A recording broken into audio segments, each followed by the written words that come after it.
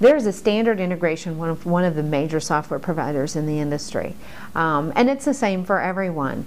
However, they've recently made a change, a very needed and wanted change, and several folks, competitors, already went ahead and put the changes into place.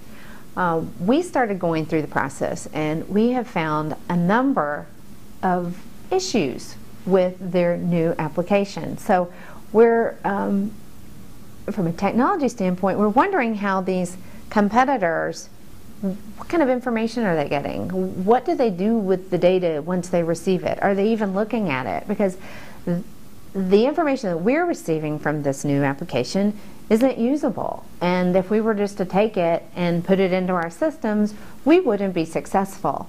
So there's, like I said, a lot of people can be integrated, they can utilize technology or say that they utilize technology, but if they're not looking at the data once it comes in, and they're not bringing it into their systems and utilizing it in a way that's meaningful, then I'm not really sure how they're collecting on that money. Whereas we want to make sure that we get that money, because it's, you know, if we're not successful, our clients aren't successful.